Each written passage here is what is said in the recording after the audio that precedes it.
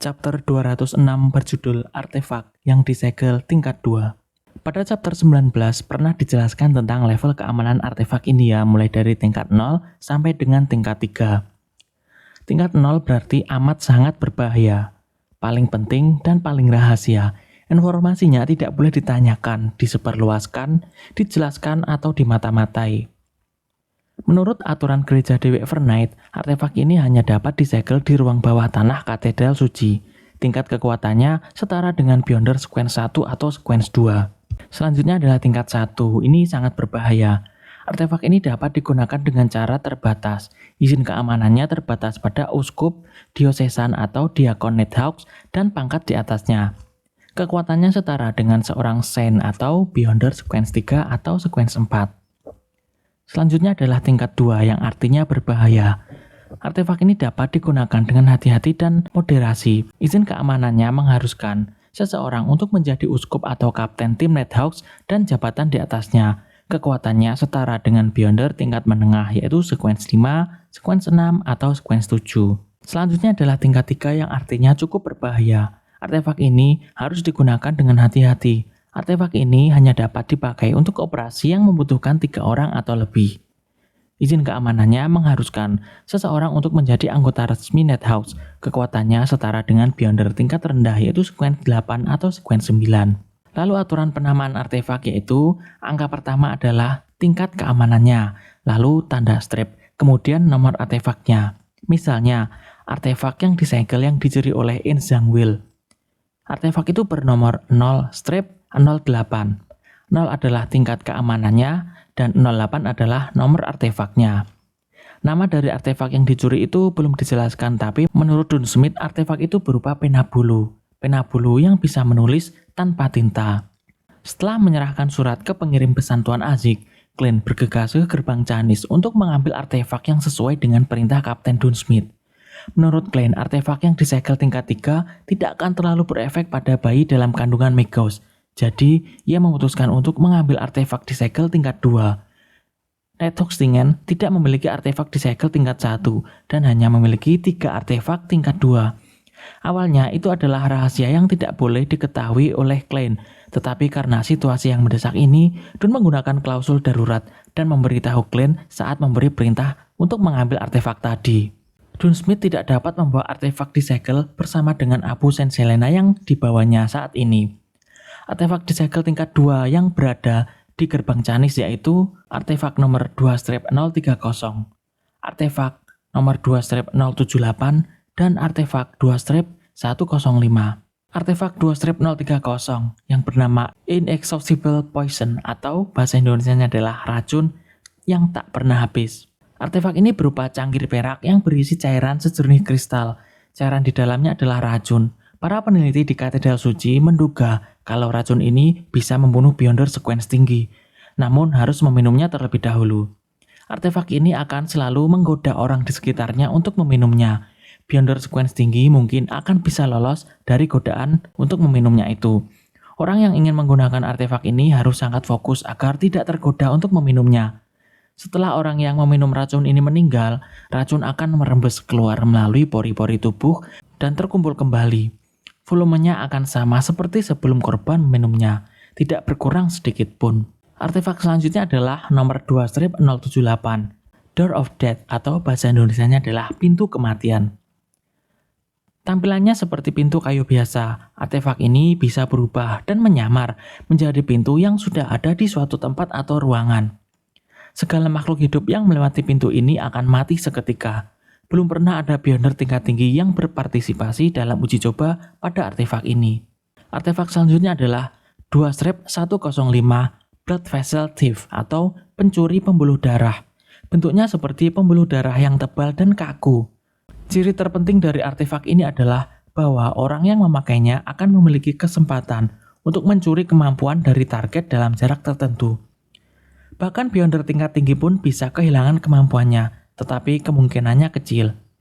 Dalam jangka waktu 10 menit, orang yang kekuatannya dicuri akan kehilangan kemampuannya. Sementara orang yang memakai item tersebut akan dapat menggunakan kemampuan yang dicuri tersebut dengan terampil.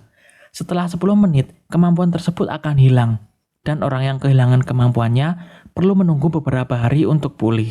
Siapapun yang menyentuh artefak ini, terlepas dari apakah orang itu terlindungi atau tidak, akan secara perlahan kehilangan energi kehidupannya.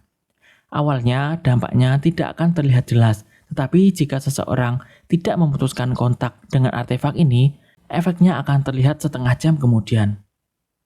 Seorang Sequence 5 pernah memegangnya selama 2 jam.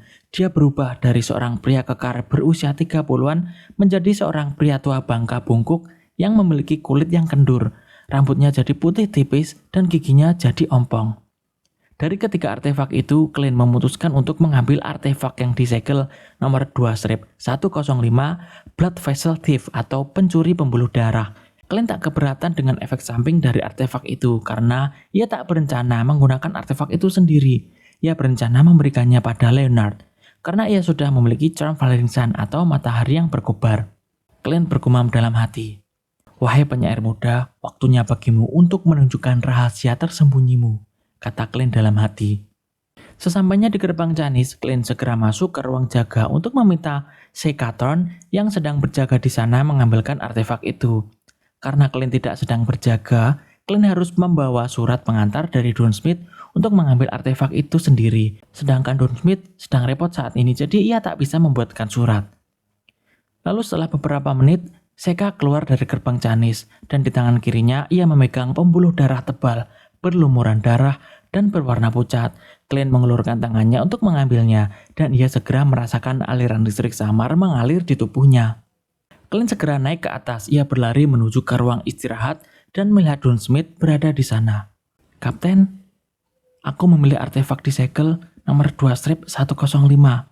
Aku berencana meminta Leonard untuk menggunakannya." Don mengangguk sedikit. Ia tidak bertanya mengapa, tetapi berbalik dan menunjuk ruangannya sambil berbicara. Katedral Suci mengirim telegram. Mereka mengatakan bahwa mereka akan segera mengumpulkan tim Beyonder kuat dan meminta kita untuk mengulur waktu sebisa mungkin dan menunggu. Mengenai kebetulan-kebetulan itu, mereka tidak memberikan balasan apapun. Aku rasa mereka belum memiliki kesimpulan apapun tentang itu. Atau mungkin orang yang menangani telegram tak mengetahui situasi sebenarnya dan tak dapat menduga apapun. Kau tahu, kita harus memanfaatkan waktu sebaik mungkin. Telegram tidak boleh terlalu panjang. "Iya, Kapten," Clint mengangguk. Ia mendekat ke sekat dan melihat keluar sambil berkata, "Bagaimana situasinya?" "Belum ada yang aneh sejauh ini." Don menunduk dan melihat kotak abu Saint Helena di tangan kirinya. Leonard dan Megos masih mengobrol saat itu. Don tiba-tiba tertawa mengejek diri sendiri. "Aku lupa sesuatu." "Apa itu, Kapten?" Clint menjawab dengan bingung. Don meliriknya dan berkata, "Deli menyuruhku menjelaskan diriku kepadamu." "Hah?" Clint terkejut, karena ia tidak mengerti maksud dari kapten itu. Setelah 2 detik kemudian, sebelum Don menjawab apapun, Clint tiba-tiba mengerti. Madame Deli tidak langsung membalas suratku karena ia merasa itu tidak perlu. Ia meneruskan masalah itu langsung kepada kapten dan menyuruhnya klarifikasi sendiri. Itu artinya tidak ada masalah yang serius dengan kapten. Pada titik kritis ini, Clint tiba-tiba merasa gelombang kegembiraan meledak di dalam dirinya. Catatan, bagi yang bingung, ini terkait Don Smith yang tampak meminum darah mayat Kenley kemarin ya. Oke, lanjut. Selanjutnya kita masuk ke chapter 207 yang berjudul Penjaga. Don menjelaskan pada Clint bahwa dalam mistisisme terdapat suatu hukum, yaitu hukum kekekalan karakteristik Beyonder yang bunyinya, karakteristik Beyonder tidak akan pernah bisa hancur atau berkurang, hanya bisa berpindah dari satu orang ke orang berikutnya. Dan hal itu juga berlaku walaupun seseorang Beyonder meninggal, kekuatannya atau karakteristiknya tak akan hilang atau hancur, hanya akan berubah ke dalam bentuk yang lain. Misalnya, artefak yang disegel, benda-benda misterius atau bahan utama ramuan atau potion yang ditinggalkan oleh Beyonder yang kehilangan kendali atau yang telah meninggal. Tiba-tiba Clint teringat saat badut berjas pada saat insiden Ray Bieber meninggal. Ia teringat bola darah biru seukuran ibu jari yang melayang di samping mayat badut berjas itu. Penjelasan Freye saat itu adalah bahwa akan selalu ada transformasi aneh setelah seorang Beyonder meninggal.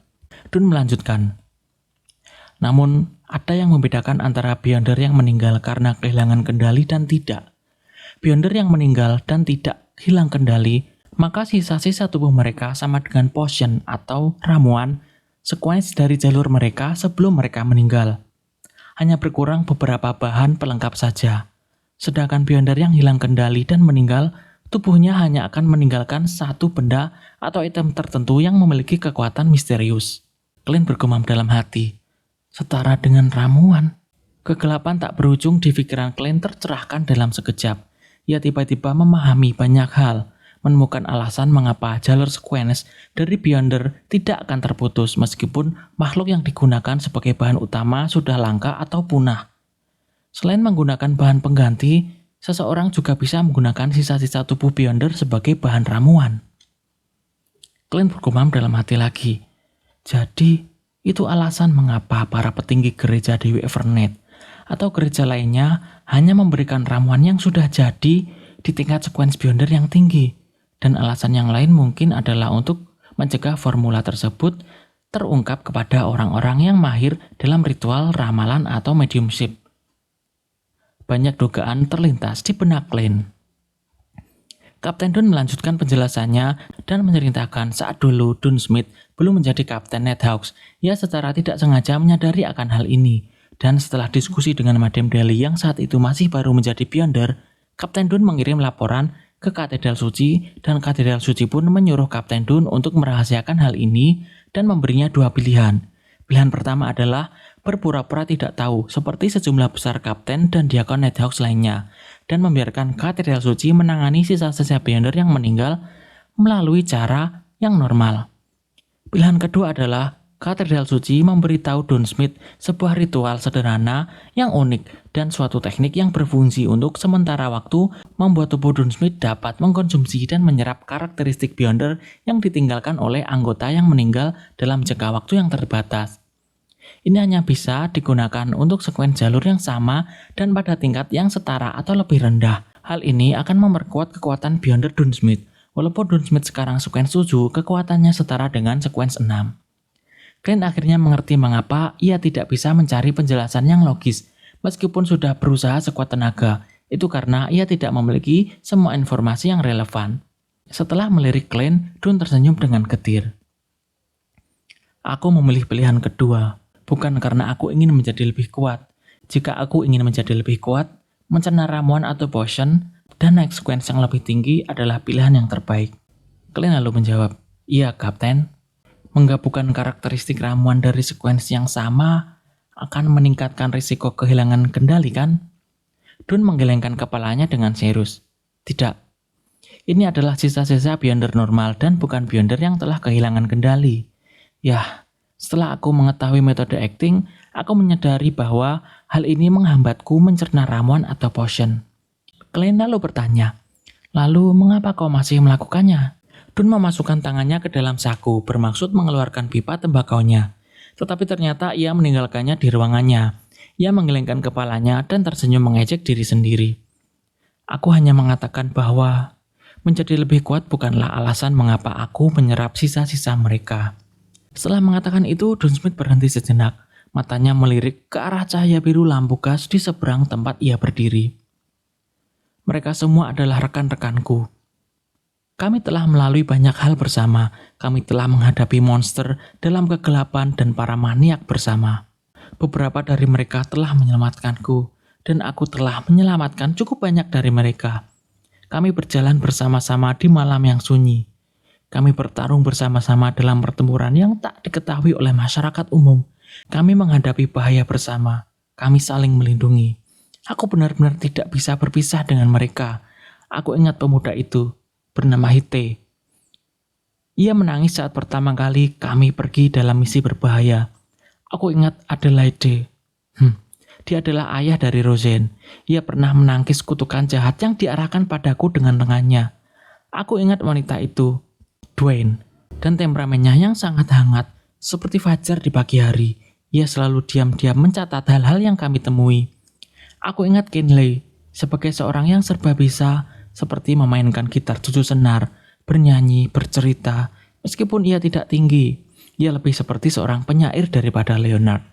Aku sangat merindukan mereka. Aku berharap dapat terus berjuang bersama mereka, terus menghadapi monster-monster itu, menghadapi para maniak-maniak itu, melindungi kota Tingen bersama mereka. Karena itu, aku memilih untuk menyerap sisa-sisa dari mereka. Mata abu-abu Dun tampak berkedip, kepribadiannya yang dapat diandalkan dan terpercaya seketika runtuh pada saat itu.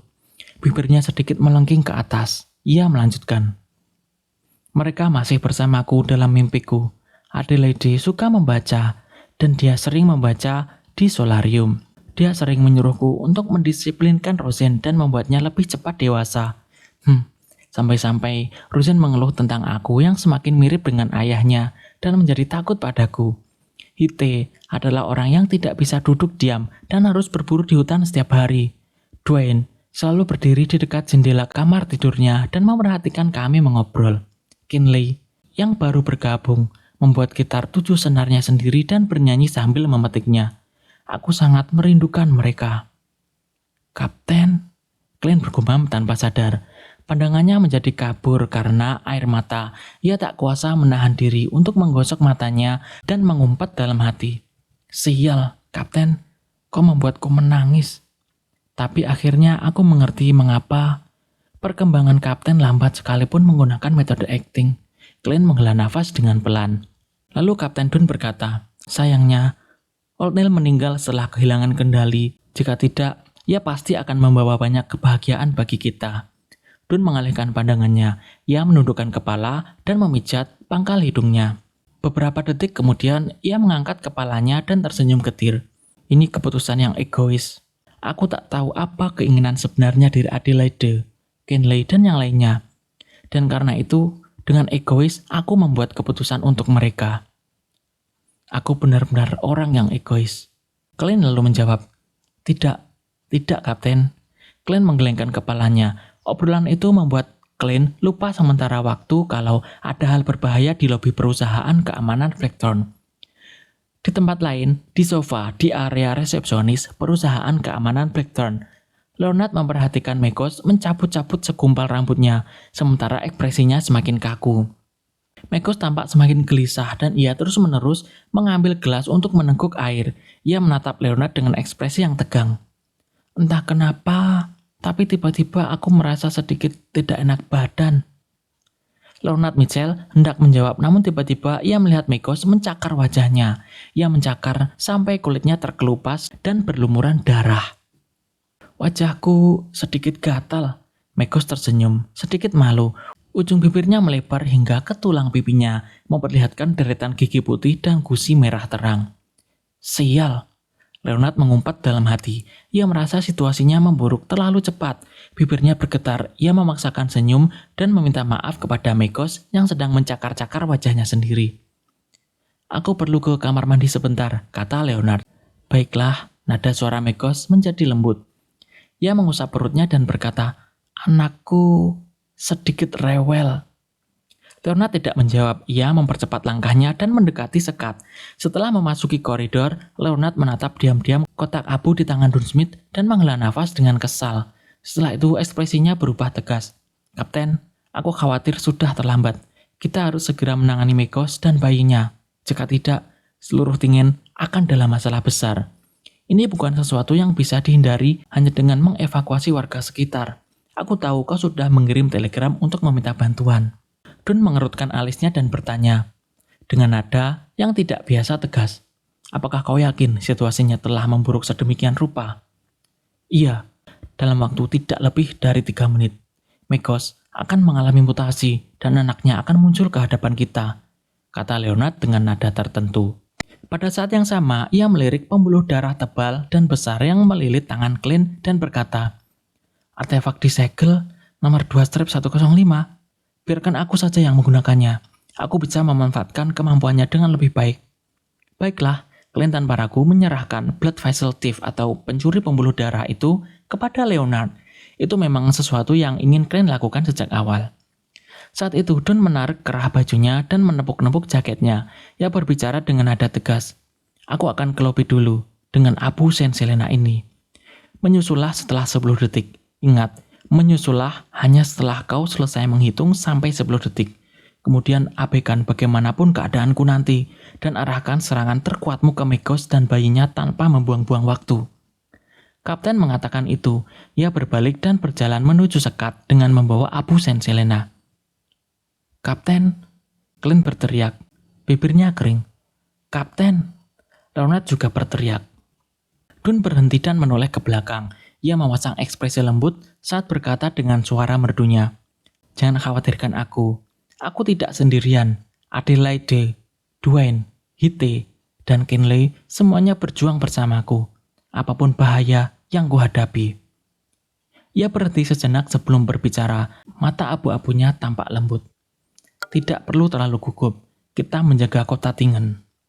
Ia lalu tersenyum seperti yang biasa ia lakukan. Setelah mengucap kata-kata itu, ia segera melangkah melewati sekat. "Kapten!" Clint dan Leonard berteriak bersamaan. Air mata mereka mengalir tak terkendali, tetapi Dun tidak melambat. "Kita adalah penjaga, tetapi juga sekelompok orang malang yang terus-menerus berjuang melawan ancaman dan kegilaan." Selanjutnya kita masuk ke chapter 208 yang berjudul Tangisan. Pip pip pip. Mesin telegram yang terpasang di kantor kapten tiba-tiba berbunyi. Sepertinya alat itu telah menerima pesan baru, namun Clint dan Leonard tidak bisa teralihkan. Mereka menghitung pergerakan jarum detik pada jam sambil mata merah mereka berkaca-kaca. 10, 9, 8. Tepat saat itu, Dun Smith membawa kotak persegi perak berisi Abu Saint Helena itu ke lobi resepsionis dengan ekspresi muram. Megos yang sedang mencabuti segumpal demi segumpal rambut pirangnya merobek luka yang cukup dalam hingga memperlihatkan tulangnya. Seolah-olah ia dipicu oleh sesuatu. Ia tiba-tiba berdiri dan menunjuk ke arah Dun Smith yang mengenakan jaket hitamnya. Dia menjerit, "Kau ingin membunuh anakku?" Boom. Suara melengking dan menakutkan itu menggema. Clint merasa seperti dipukul kepalanya dengan palu godam. Hitungannya seketika terhenti karena sakit kepala dan rasa pusing yang menyerang. Pandangannya memerah dan sepertinya ada cairan yang mengalir dari ujung hidungnya. Ia tanpa sadar menoleh ke samping dan ia melihat sudut mata Leonard Michel. Ujung hidung dan sudut bibirnya mengalir darah segar. Wajahnya sangat pucat dan tubuhnya terhuyung-huyung seolah-olah akan jatuh. Kondisiku mungkin sama seperti Leonard. Clint menahan pikirannya dan terus menghitung dalam diam sambil melewati 2 angka. 5, 4. Terkejut oleh suara yang sangat tajam dan menakutkan, mata abu-abu gelap Dun Smith dipenuhi helaian urat merah. Setiap helainya tampak sangat jelas. Pembuluh darah di wajahnya juga menonjol. Masing-masing tampak seperti ular.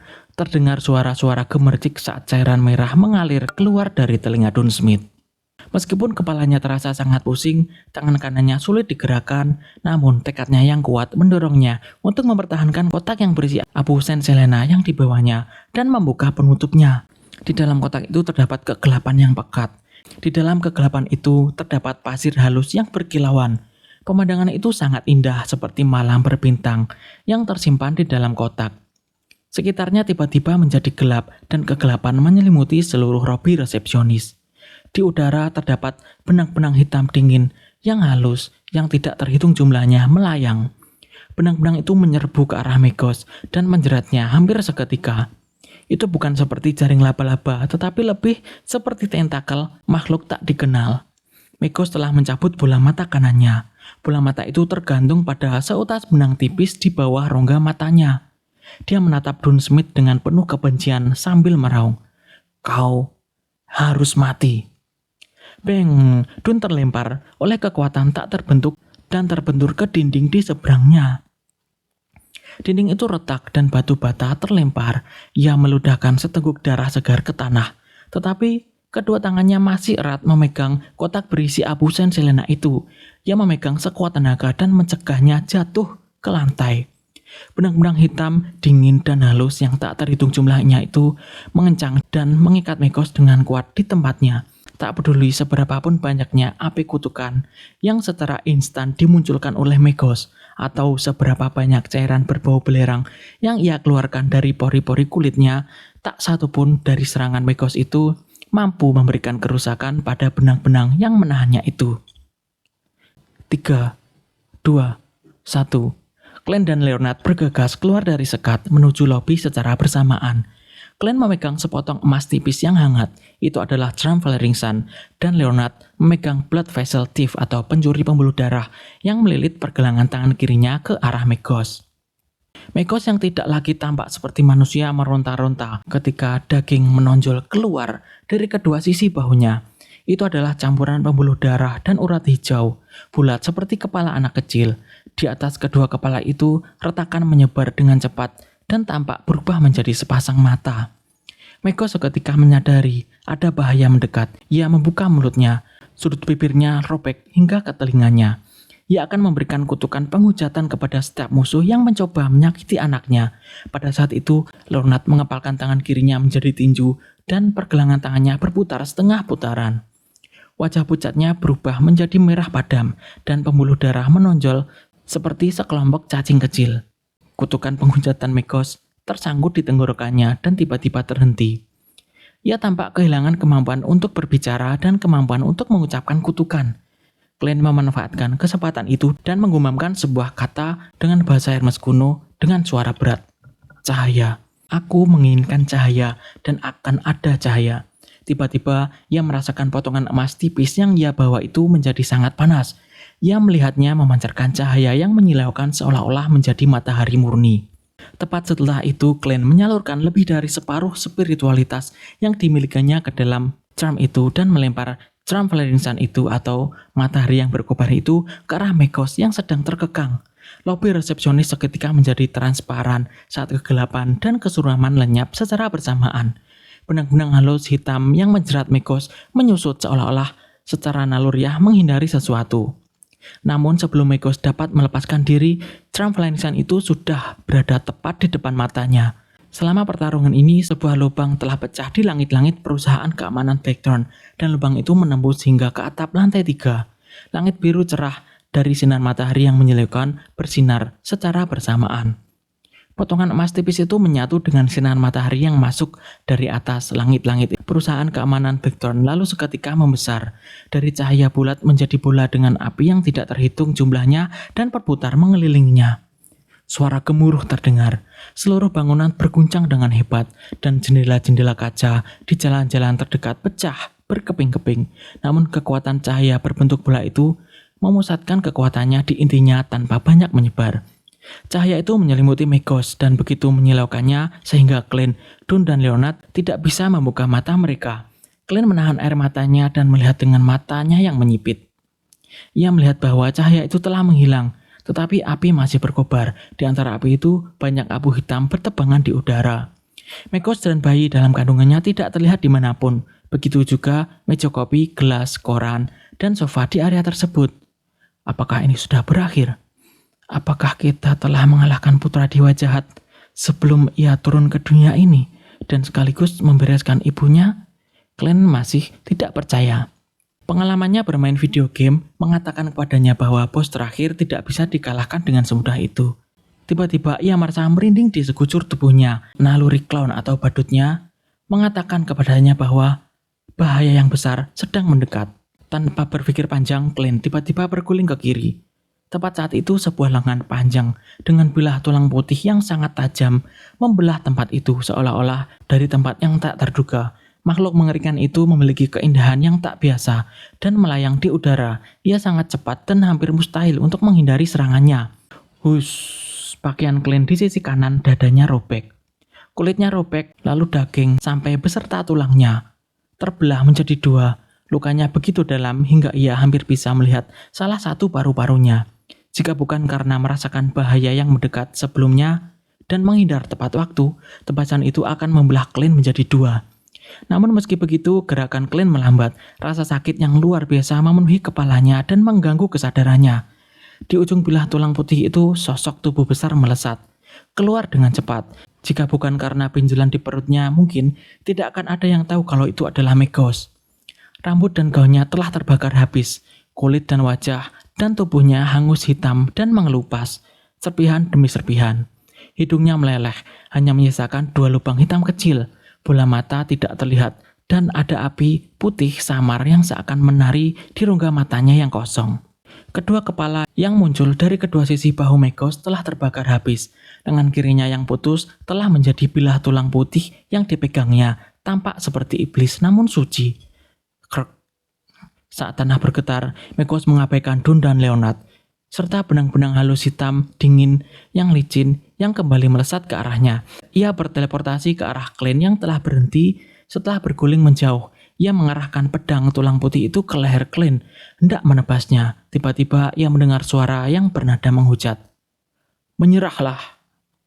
Leonard mengangkat tangan kirinya dan mengarahkan telapak tangannya ke arah Megos. Artefak yang disegel nomor 2-105 yang melilit pergelangan tangannya telah berubah dari pembuluh darah tebal pucat yang berlumuran darah menjadi seperti usus merah tua yang membesar hingga tampak siap meledak. Dengan bantuan artefak itu, Leonard berhasil mencuri kutukan penghujatan milik Megos dan berusaha menggunakan kekuatannya untuk mengendalikannya. Hanya kemampuan setingkat dia yang efektif.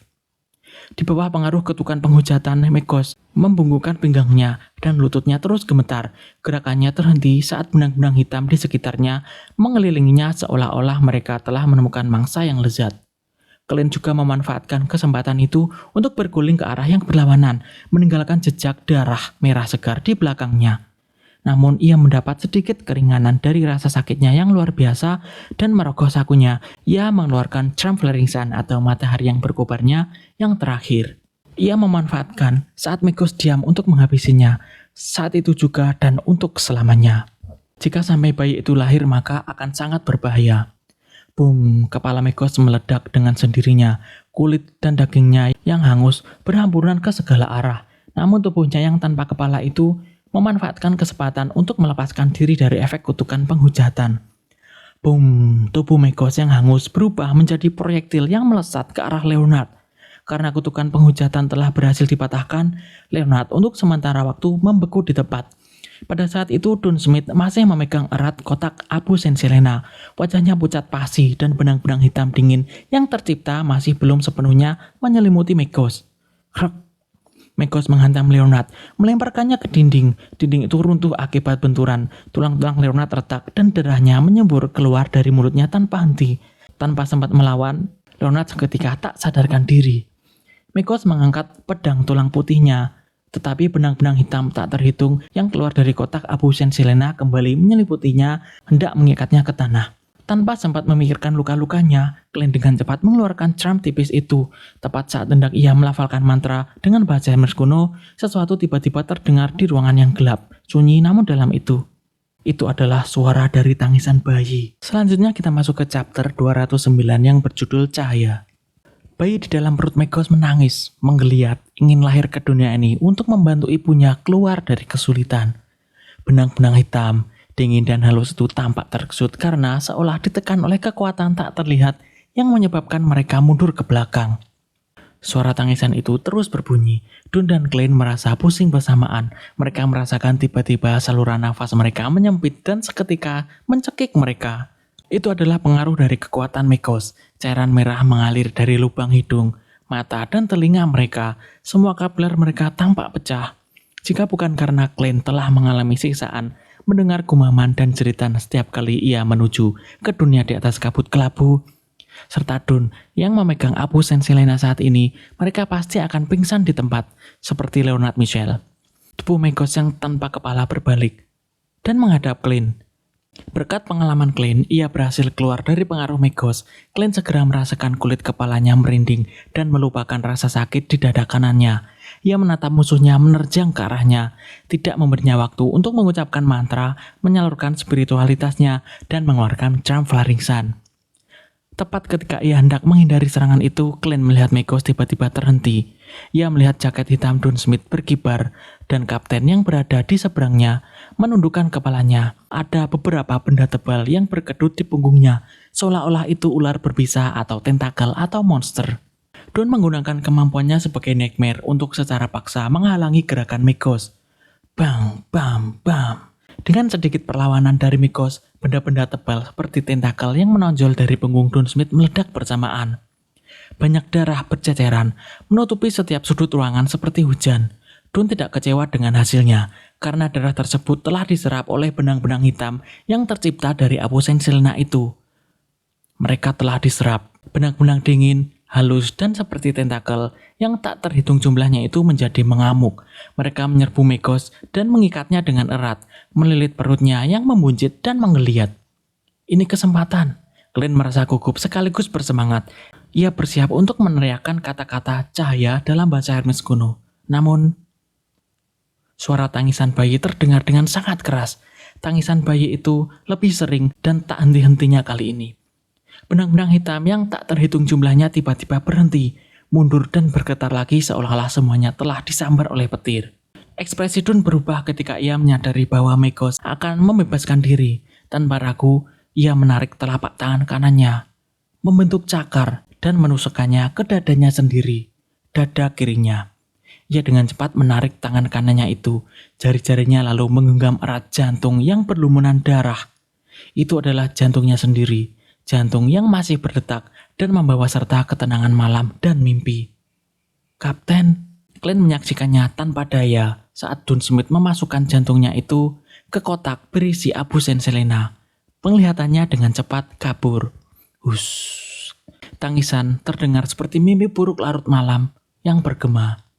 Benang-benang dingin dan tenang yang tak terhitung jumlahnya itu sekali lagi melanjutkan upayanya dan melilit Megos dengan erat. Kali ini benang-benang itu tidak melonggarkan ikatannya sedikit pun, meskipun tangisan datang dari bayi di dalam perut Megos. Bahkan benang-benang itu menyegel suara mengerikan itu di dalam perut Megos. Air mata Clint jatuh bersamaan dengan darahnya. Ia mengucapkan mantra dalam bahasa Hermes kuno dengan nada suara yang berat. Cahaya. Cahaya yang menerangi kegelapan, cahaya yang membawa kehangatan.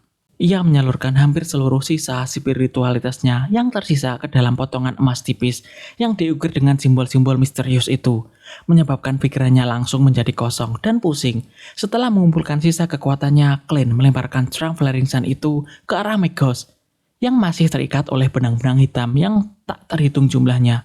Benang-benang hitam itu tidak menarik diri kali ini, karena tidak mengikuti naluri mereka, seolah-olah mereka diperintah oleh seseorang. Duk-duk.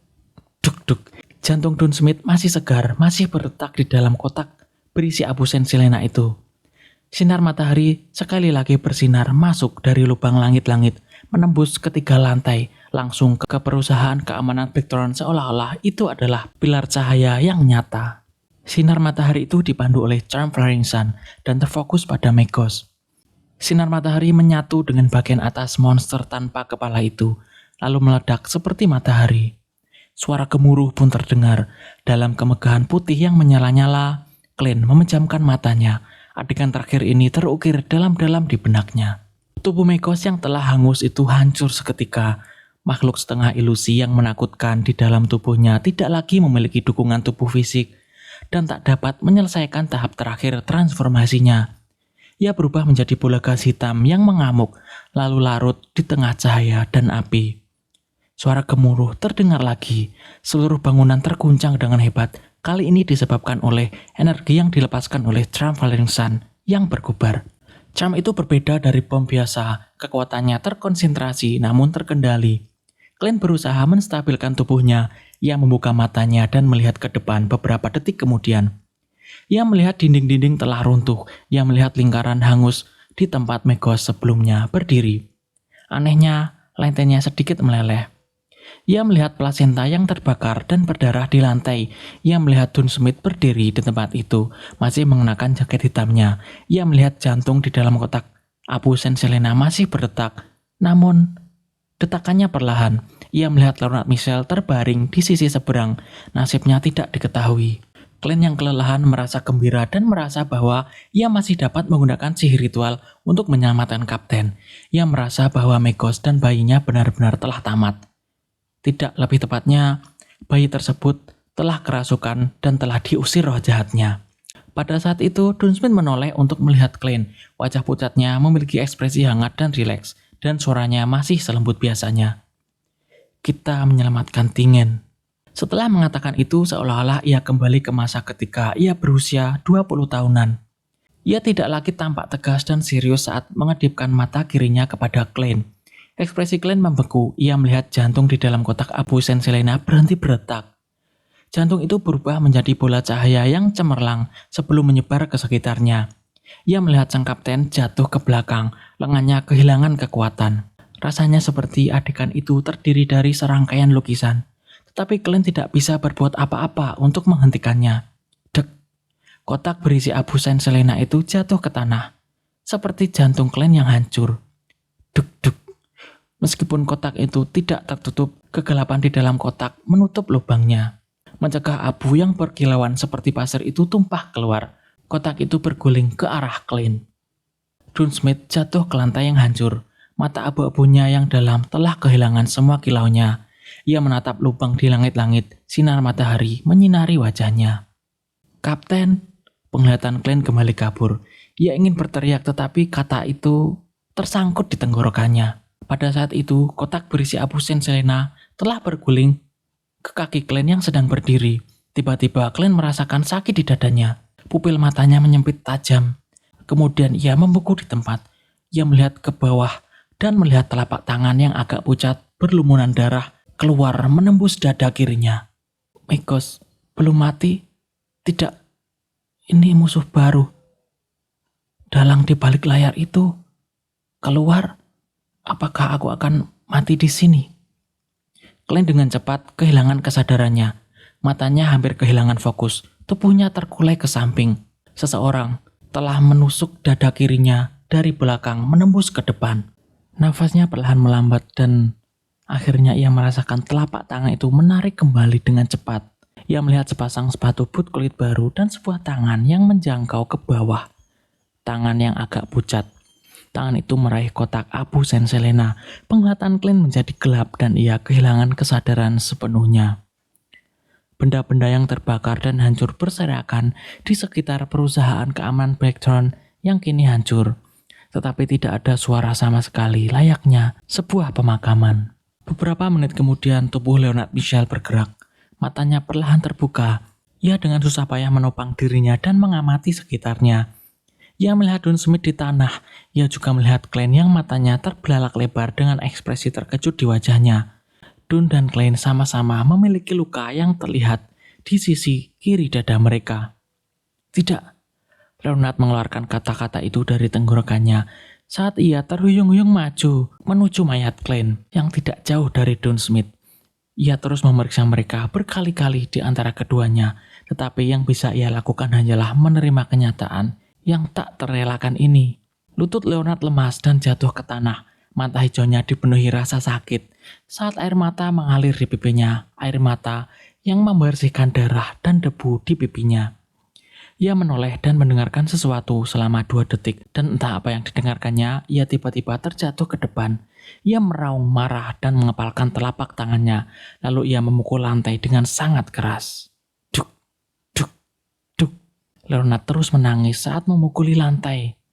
Di tengah kesedihannya ada perasaan benci yang jelas dan rasa jijik pada dirinya sendiri yang nyata.